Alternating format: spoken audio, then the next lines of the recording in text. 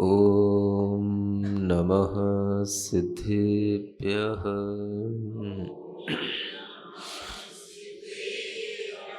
ॐ नमः सिद्धेभ्यः।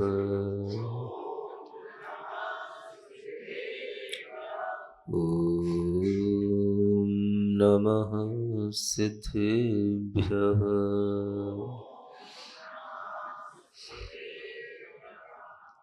तीन लोक में चार हैं, मंगल शरण व श्रेष्ठ। अरहत सिद्ध व साधुगण, धर्म जैन जग ज्येष्ठ। तीर्थंकर जिन देव की, जिन वाणी को ध्याय। सार्वधर्म संक्षेप से, कहूँ चित्त हुलसाय। देवादिदेव आदिम तीर्थंकर श्री ऋषभनाथ भगवान की, वर्तमान शासन नायक श्री वर्धमान महावीर भगवान की, परम पूज्य आचार्य गुरुवर श्री विद्यासागर जी महाराज की,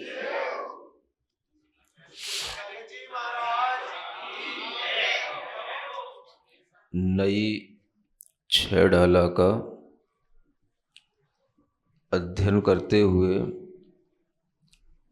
यह पांचवी ढाल का क्रम चल रहा है, जिसमें मुनि महाराजों के जीवन चरित्र के बारे में बताया जा रहा है। आज हम उसी पांचवी ढाल का यह काव्य नंबर 11 पढ़ते हैं और आप लोग इसको सुन सकते हैं।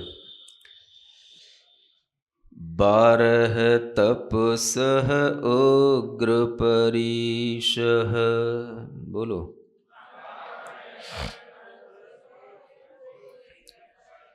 12 भाव न भावें, भेद ज्ञान दृढ़ आत्मलीन।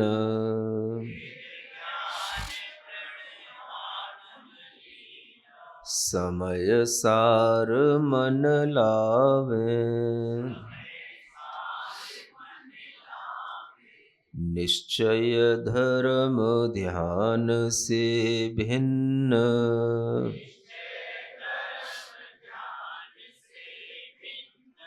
आत्म ज्यों असीम्यान,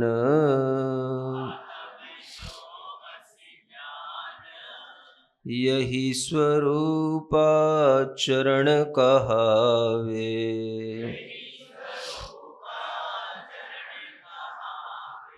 निर्विकल्प निज ध्यान,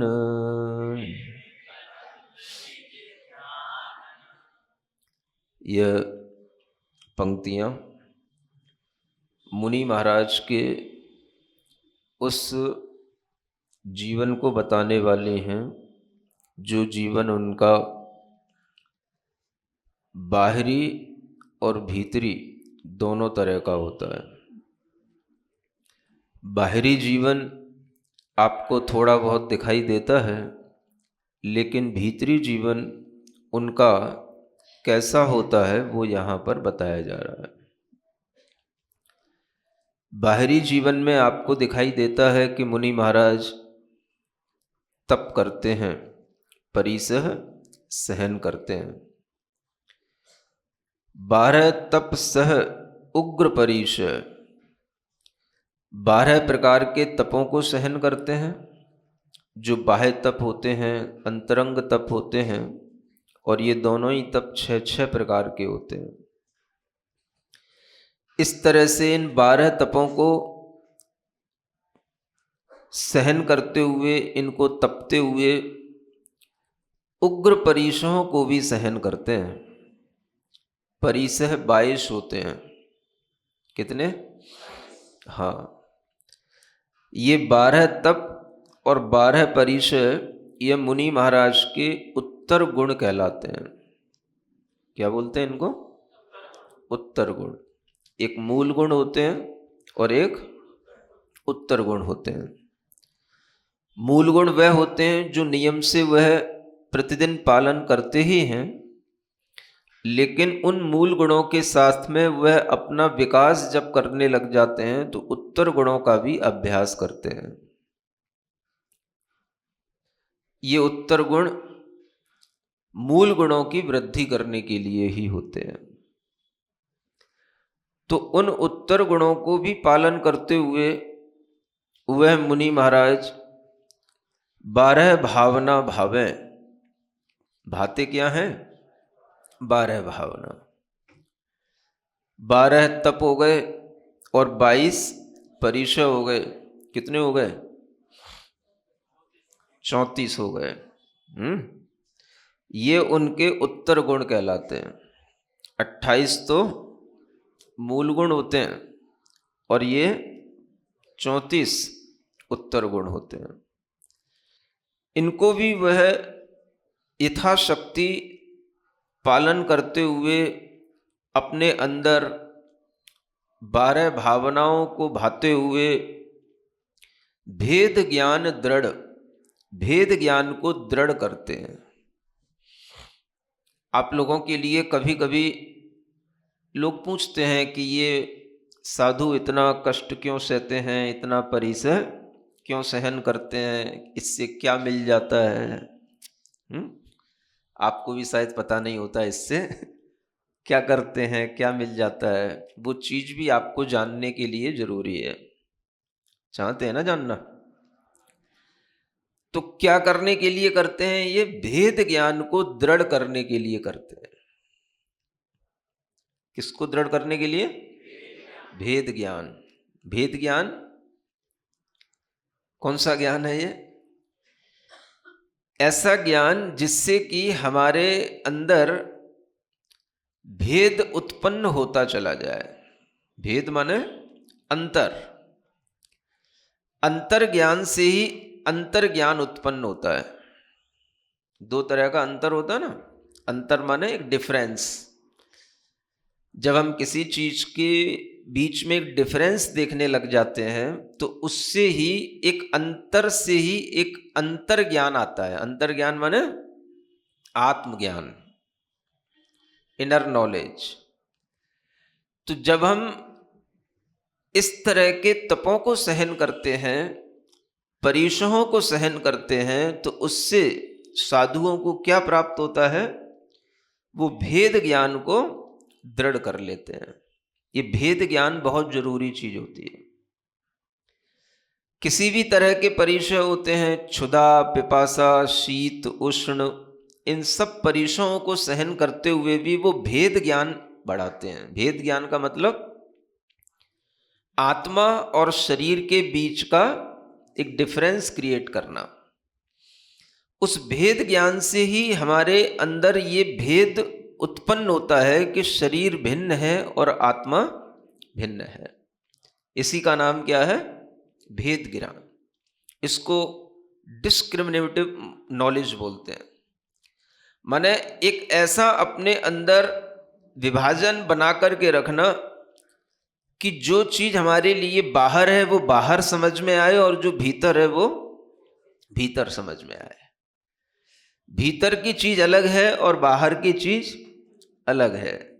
दोनों मिली हुई हैं, लेकिन मिली हुई होते हुए भी उसको भेद ज्ञान के माध्यम से बार बार उसको डिफरेंस देखते हुए अपनी अंतर आत्म शक्ति पर अपना झुकाव रहना और उसी अंतर ज्ञान के साथ इन तप आदि को सहन करना, ये इसीलिए किया जाता है ताकि भेद ज्ञान की वृद्धि हो। किसकी वृद्धि हो? भेद ज्ञान की।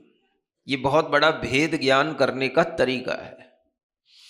यानी हमें हमेशा अगर हमारे अंदर भावात्मक भी सुख दुख उत्पन्न होते हैं तो वो भी सुख दुख हमारे नहीं हैं, वो भी कर्मजन्य है, परिस्थिति जन्य है, संयोग जन्य है।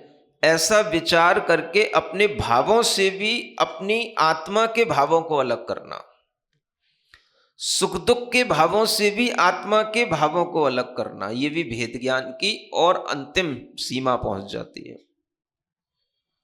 समझ रहे हैं ना?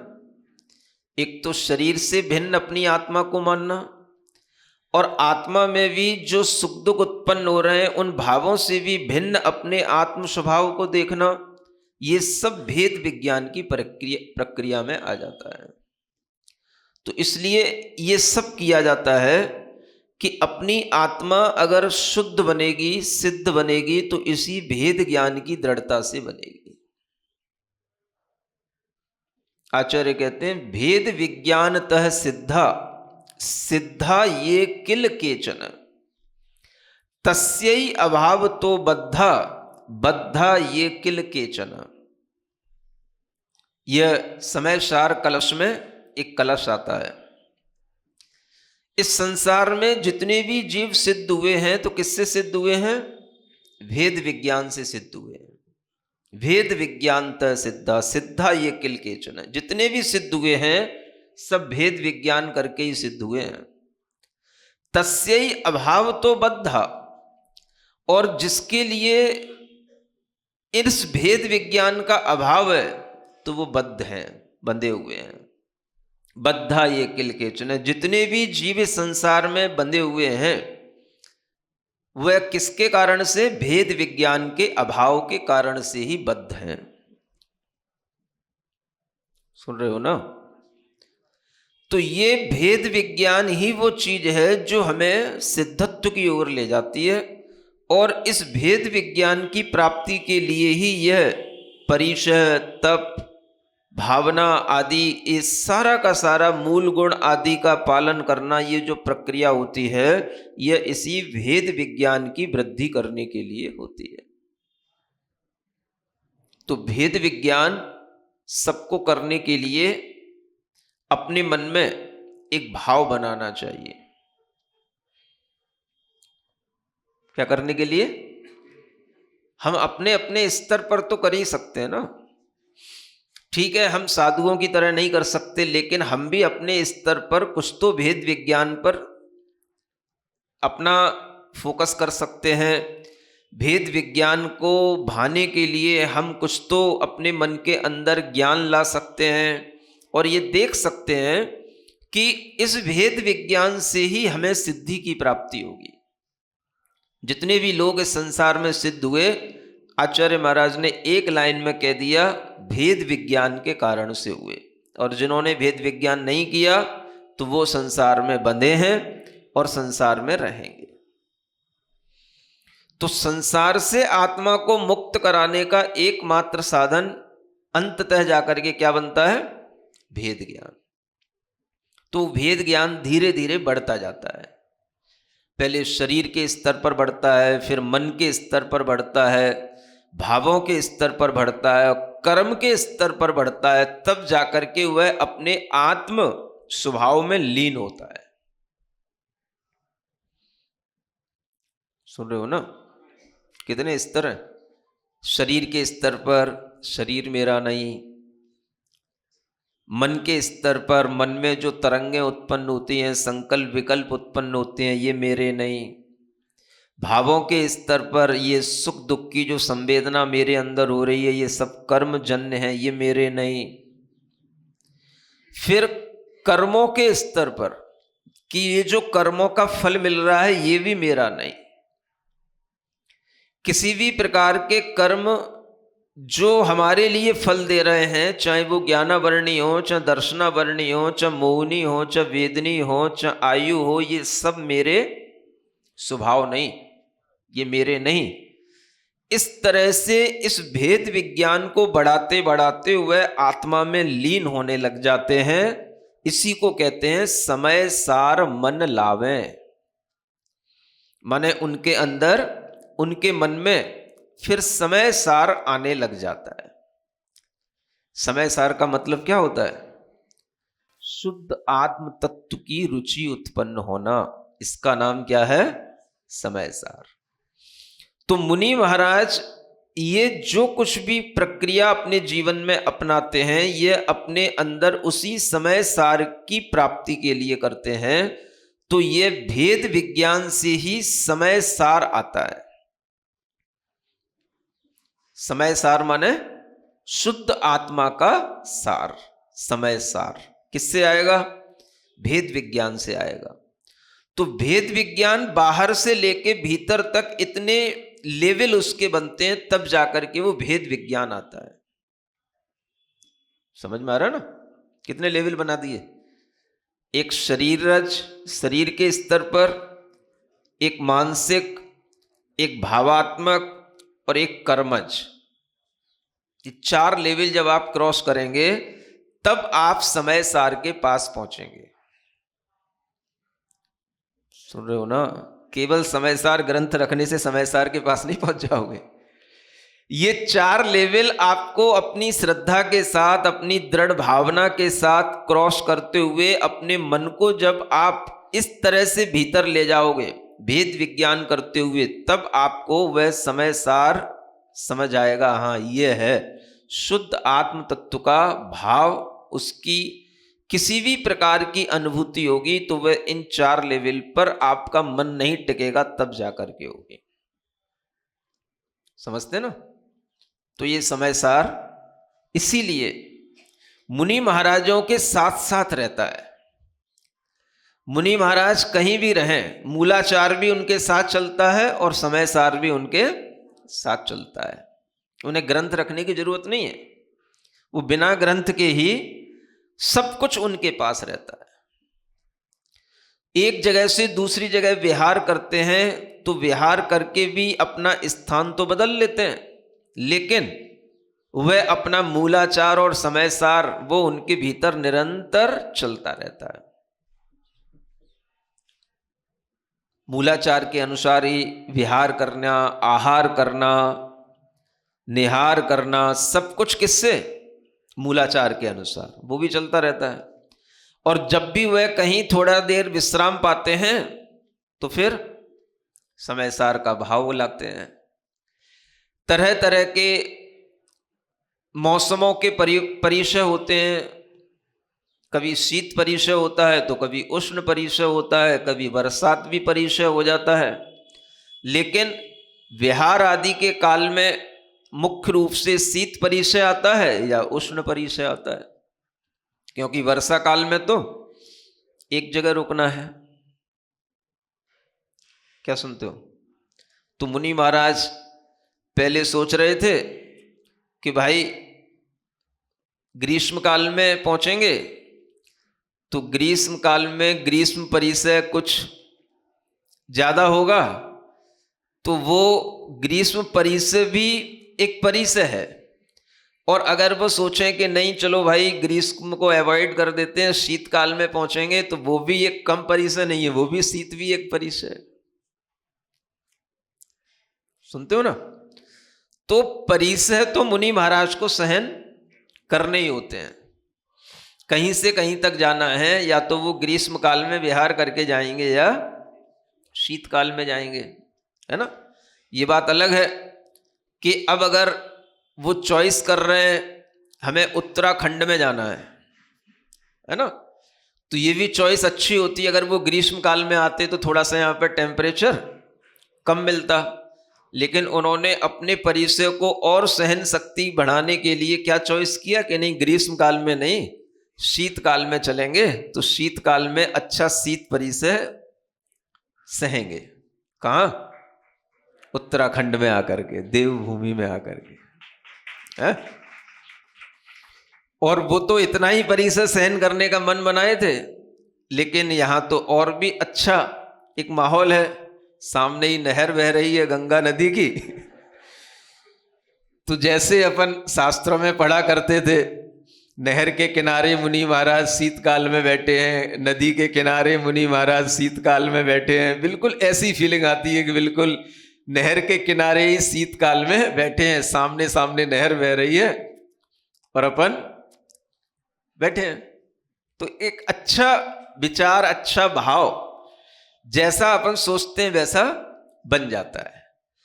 तो ये सब कुछ होते हुए भी इसका प्रयोजन केवल इतना ही नहीं रहता कि हमें शीत सहन करना है या उष्णता सहन करनी है। इसका प्रयोजन ये चलता फिरता समय सार उनके पास में होता है। जितना हम परिचय सहन करते हैं उतना ही भेद ज्ञान दृढ़ होगा। भेद ज्ञान दृढ़ता के साथ में ही आत्मा में लीनता आती है, उसी का नाम समय सार है। सुनते हैं ना? तो ये मुनि महाराज का मूलाचार और समय सार सब जगह चलता रहेगा, चाहे उनके सामने ग्रंथ हो न हो, वो पढ़े न पढ़े, वो सब कुछ पहले से ही उनके पास में पड़ा हुआ होता है। और इस तरह का वह भेद विज्ञान करते हुए अपना जीवन निकालते हैं। कष्ट तो किसमें नहीं होता, परिसह कहाँ नहीं होते। अगर हम मुनि महाराज की चर्या को देखते रहेंगे और उसको समझते रहेंगे तो आपको समझ आएगा कि उनकी हर चर्या में परिसय है। विहार करना भी एक परिसय होता है, गर्मी में भी होता है और शीत में भी होता है। नहीं होता? आपको लगता है ठंडी में तो कुछ नहीं होता, ठंड और बड़ा परिसय होता है गर्मी से ज्यादा। समझ आ रहा है? इसीलिए शीत परिसय ग्रीष्म से ज्यादा कठिन है, क्योंकि वेदना जो शीत की होती है वो ग्रीष्म से भी ज्यादा है। इसीलिए आपको पता हो कि नरकों में ऊपर से नीचे के जो नरक हैं, तो ग्रीष्म के वेदना वाले नरक तो ऊपर ही ऊपर हैं, लेकिन जैसे जैसे वेदना बढ़ती जाती है तो नीचे के नरक कैसे हैं? ठंडे ठंडे हैं, शीत वेदना वाले हैं। इससे क्या समझना कि शीत की वेदना ग्रीष्म से भी ज्यादा होती है ना? तो इस तरह से वेदना हर चीज की है, लेकिन उससे अपने भेद विज्ञान में दृढ़ता लाना, ये जो जानता है उसका नाम सम्यक दृष्टि जीव है, और ये जो नहीं जानता उसका नाम नहीं जानता, नहीं मानता, तो वो केवल सुख दुख सहन करता रहता है, वो मिथ्या दृष्टि जीव कहलाता है। तो यही बात यहां पर कही जा रही है कि समय सार जब हमारे मन में आने लग जाता है तो फिर क्या, वही निश्चय धर्म ध्यान कहलाता है। एक व्यवहार धर्म ध्यान और एक निश्चय धर्म ध्यान। मूलाचार का पालन करना, समिति पूर्वक चलना, समिति पूर्वक बोलना इत्यादि मूल गुणों का पालन करना, ये सब क्या है? ये व्यवहार धर्म ध्यान है। और इन सब का पालन करके फिर अपनी आत्मा की इस तरह से निश्चय की भावना करना, यह निश्चय धर्म ध्यान है। तो ऐसा यह निश्चय धर्म ध्यान जब होता है तो उसी से ये चीज आती है सामने, निश्चय धर्म ध्यान से भिन्न आत्म ज्यों असी म्यान है। वह आत्मा उस निश्चय धर्म ध्यान से भिन्न प्रतिभाषित होने लग जाती है। किससे भिन्न? शरीर से भिन्न, मन से भिन्न, भावों से भिन्न, कर्मों से भिन्न। वह आत्मा जब प्रतिभाषित होने लग जाती है तो इसी का नाम निश्चय धर्म ध्यान है। और इस निश्चय धर्म ध्यान की प्राप्ति आज पंचम काल में भी होती है। शुक्ल ध्यान की नहीं होती, लेकिन निश्चय धर्म ध्यान तक आज भी हम पहुंच सकते हैं। तो यह निश्चय धर्म ध्यान तक पहुंचना ही अपने आप में बहुत बड़ी चीज है, और इसी से आत्मरुचि, आत्मज्ञान और आत्मा में रमण की परिणति ये उत्पन्न हो जाती है। और आत्मा कैसे भाषित होने लग जाती है? ज्यों असी म्यान। म्यान में जैसे असी माने तलवार रहती है, ऐसे देखना आत्मा को। कैसे देखना? भेद विज्ञान के अभाव में तो शरीर ही आत्मा है ऐसा दिखता है, और जब भेद विज्ञान के साथ आत्मा को देखा जाता है तो कैसे दिखता है? शरीर तो म्यान की तरह है, आत्मा अंदर अलग चमचमा रही है, जैसे तलवार अलग चमकती रहती है भीतर, ऐसे ही आत्मा शुद्ध निर्मल ऐसे चमचमा रही है। लेकिन वो कब दिखेगी? जब भेद विज्ञान के साथ उसको देखोगे तो दिखेगी। तो यही समय सार देखना कहलाता है, और इसी समय सार से वह आत्मा भिन्न प्रतिभाषित होती है जब हम इस तरह के भेद विज्ञान का अभ्यास करते हैं। और भेद विज्ञान के अभ्यास करने के लिए ही यह 12 तप, 22 परिचय, अनेक प्रकार के मूल गुणों का पालन आदि किया जाता है। तो इस तरह से यह भीतर आत्म तत्व की प्रतीति करने के लिए, उसकी अनुभूति करने के लिए इतना ये बाह्य परकर है, तब जाकर के आत्मा दिखती है। क्या सुन रहे हो? आपको तो केवल पढ़ने से ही दिखने लग जाती है?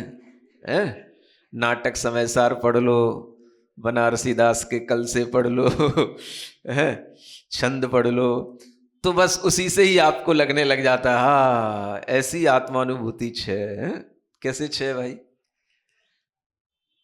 ये आत्मानुभूति, यह आत्मा का अनुभव, यह आत्म तत्व में रस आना, इतना जब करोगे तब आता है। और जब तक नहीं आता तब तक इसके लिए भी भावना करना। क्या सुना?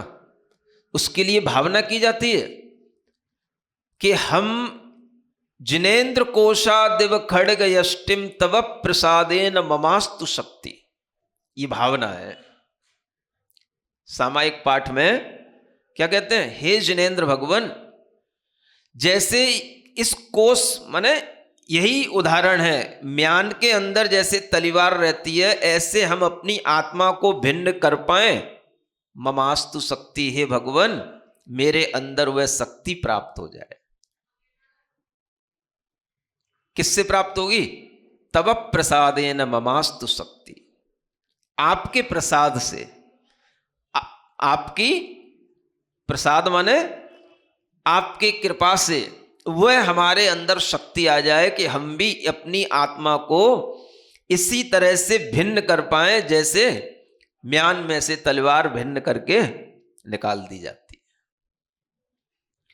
तो ये भक्ति भी हमारे लिए एक व्यवहार से निश्चय की ओर ले जाने वाली हो जाती है। समझ रहे हैं ना? हर चीज दो रूपों में बटी हुई है, एक व्यवहार और एक निश्चय। तो व्यवहार भक्ति भी होती है और निश्चय भक्ति भी होती है। भगवान के सामने जब हम इस तरह की भक्ति करते हैं तो ये व्यवहार हो गया कि हमें भगवान दिखाई दे रहे हैं, हम भगवान से व्यवहार के रूप में बात कर रहे हैं, अपनी भावना रख रहे हैं, भगवान का गुणगान भी कर रहे हैं, और हम निश्चय भक्ति की ओर आ रहे हैं। जब हम क्या बोलते हैं?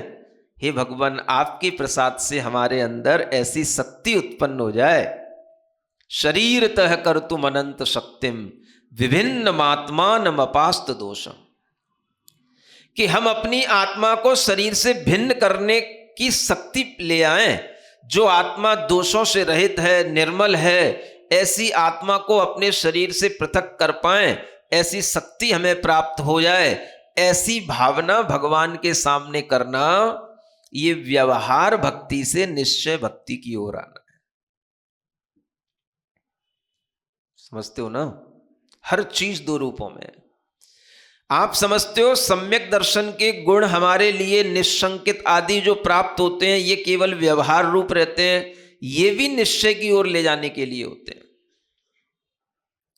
जब आप अपने आत्म तत्व के प्रति बिल्कुल निशंक हो जाएंगे, निकांक्ष हो जाएंगे, तो आपके अंदर यही गुण निश्चय की ओर आने लग जाएंगे। ये निश्चय सम्यक दर्शन के निश्चय गुण कहलाते हैं।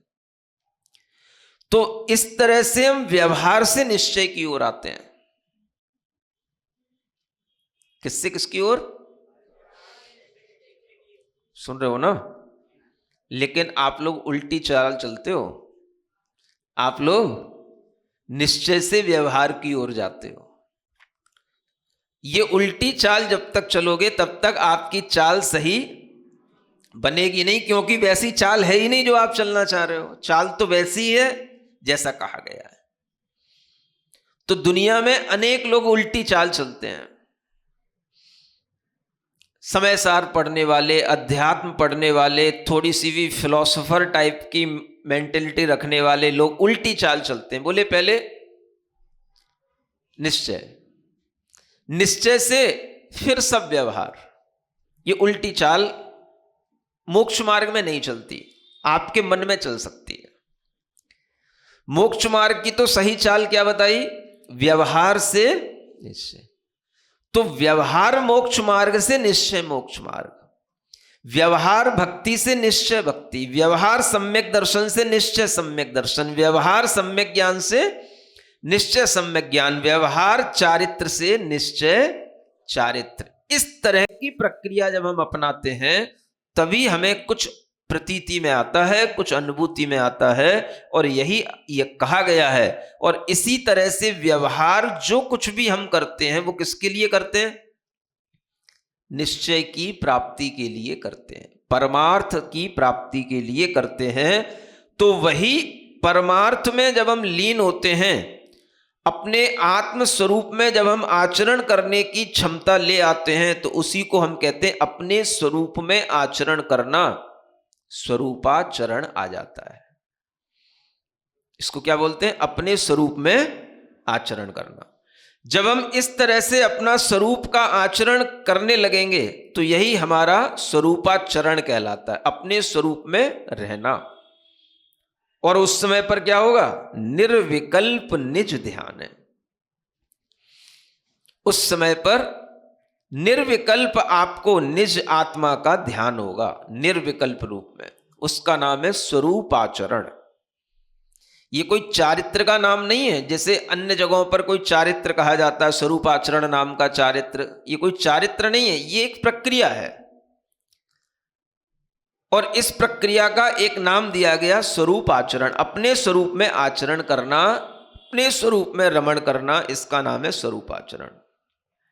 तो ये 5 प्रकार के जो चारित्र होते हैं उनमें कोई चारित्र नहीं है। कई जगहों पर कई विद्वानों ने इसको स्वरूपाचरण चारित्र के रूप में लिखा है। ये चारित्र का भेद नहीं है, ये तो एक भेद विज्ञान से होने वाली और शुक्ल ध्यान के पास तक पहुंचने वाली प्रक्रिया के बीच का यह कार्य है। तो शुक्ल ध्यान में भी यह स्वरूपाचरण ही होता है, और उससे पहले यह स्वरूपाचरण होने लग जाता है, तब वह आत्मा अपने निर्विकल्प निज ध्यान में आ जाता है। यह निर्विकल्प निज ध्यान में आना ही परमार्थ तत्व को प्राप्त करना कहलाता है। इस तरह की यह प्रक्रिया श्रावक के लिए श्रद्धा करने योग्य होती है और मुनि महाराज के लिए आचरण करने योग्य होती है। क्या सुनते हो?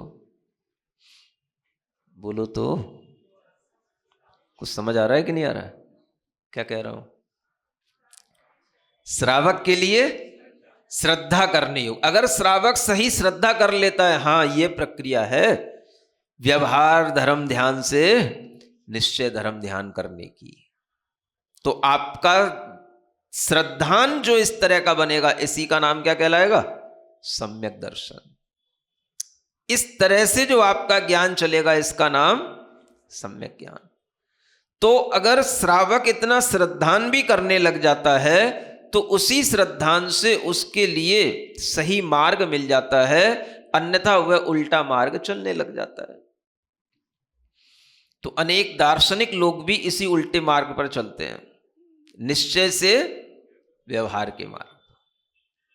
जबकि मोक्ष मार्ग में कहा गया व्यवहार मोक्ष मार्ग से निश्चय मोक्ष मार्ग पर आना। इस तरह का यह पूरा का पूरा जो प्रक्रम है, यह मुनि महाराज के जीवन में प्रति समय चलता रहता है। और यही मुनि महाराज का ये जीवन होता है जिसके लिए वह बाहर में अनेक तरह के तप परिसय आदि भी सहन करते हैं। तो वो केवल इतना ही नहीं कि भाई शास्त्रों में लिखा है इसलिए सहन करना इनकी मजबूरी है, ऐसा नहीं है। ये मजबूरी नहीं है, ये इसलिए जरूरी है क्योंकि इसके बिना भेद विज्ञान दृढ़ नहीं होता।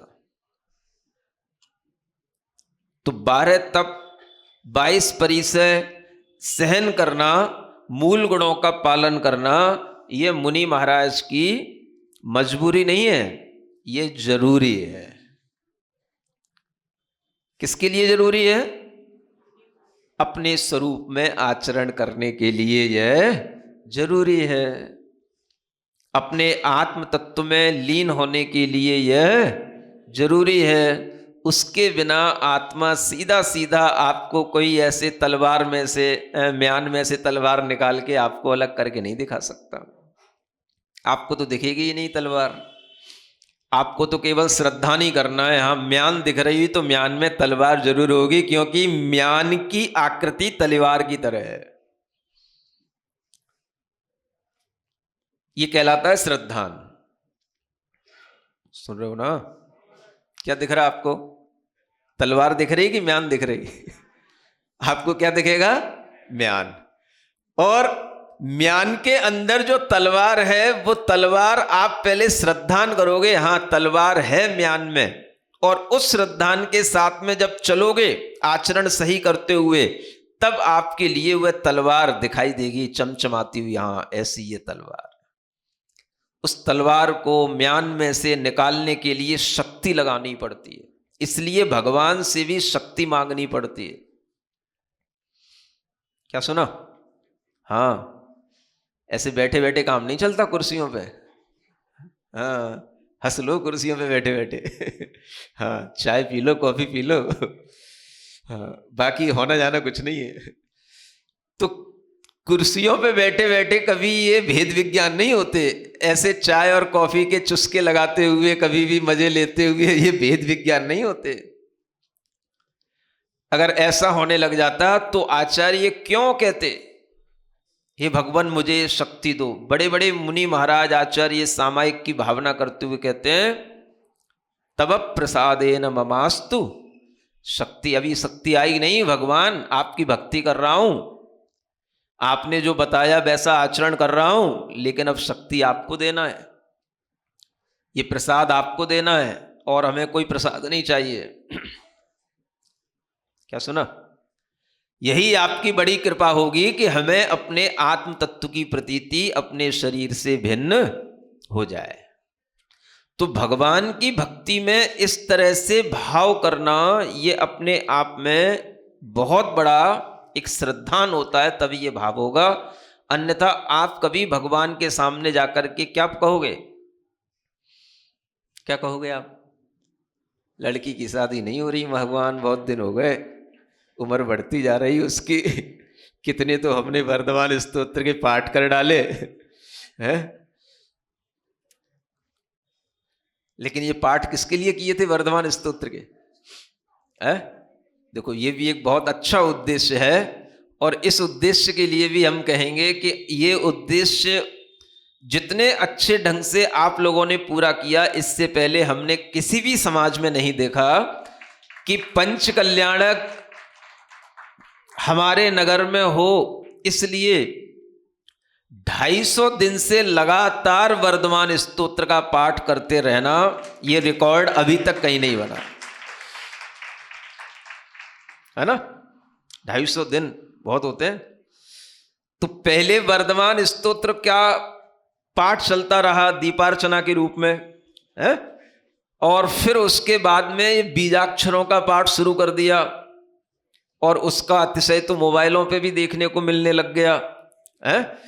तो ये सब चीजें भक्ति के प्रसाद से होती हैं। लेकिन अभी आपने ये भक्ति किस लिए की? पंच कल्याणक के लिए। तो आपको फिर इतना ही फल मिलेगा फिर है? इससे ज्यादा भी चाहिए?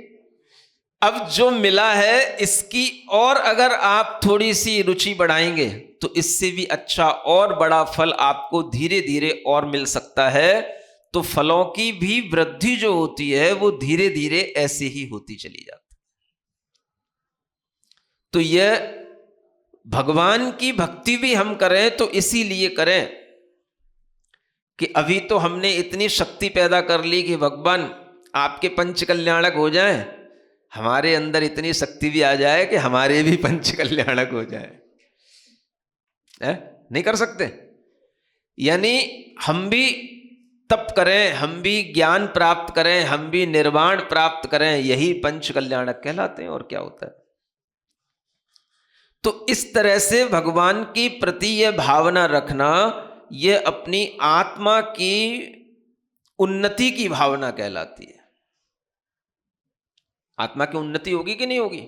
जब आपको केवल ज्ञान की प्राप्ति होगी तो उसी का नाम है आत्मोन्नति।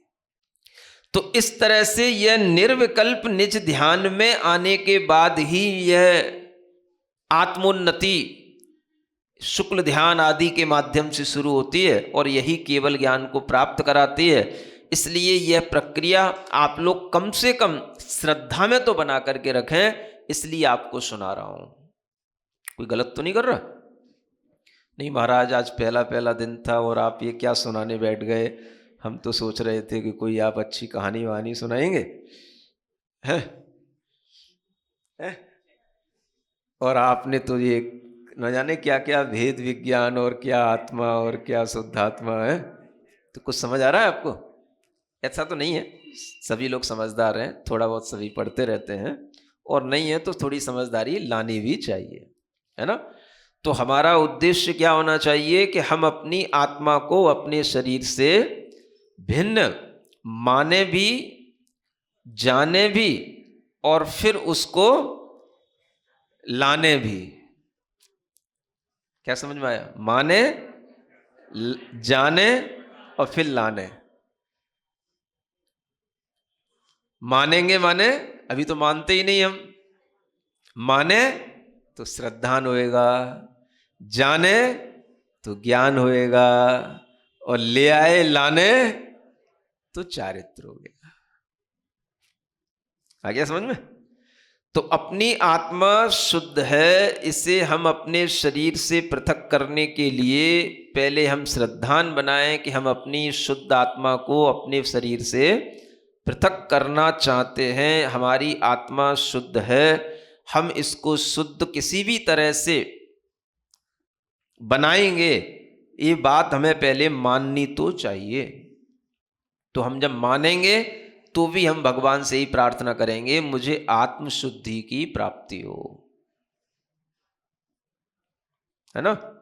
और ये प्रार्थना ही अपने आप में यह अरहम की प्रार्थना कहलाती है, आत्मशुद्धि की प्रार्थना। तो आपके लिए यह उद्देश्य बने जीवन में, इसलिए मुनि महाराज आपको सम्यक ज्ञान देने के लिए ही तत्पर रहते हैं। आप भले ही लेना चाहो या ना लेना चाहो, लेकिन मुनि महाराज तो हमेशा कौन सा ज्ञान देंगे? सम्यक ज्ञान ही देंगे। ठीक है? आपको अच्छा लगे तो कल भी आना सुनने, और नहीं लगे तो कोई बात नहीं, लेकिन देंगे तो हम कौन सा ज्ञान? सम्यक ज्ञान ही देंगे। बोलो चाहिए कि नहीं? अच्छा है कि नहीं? चलो ठीक है। ओम अरहम ओम अरहम ओम अरहम बोल, ओम अरहम। सभी कार्य की सिद्धि से तू पहले इसको बोल, सभी कार्य की। ओम अरहम नमः ओम।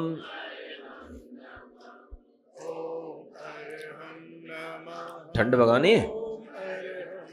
5 प्रकार की क्लैपिंग सीखो। ओम अरहम ओम अरहम, ऐसे। ओम अरहम ओम अरहम। दूसरी ऐसे, ओम अरहम ओम अरहम। सभी कार्य की सिद्धि से तू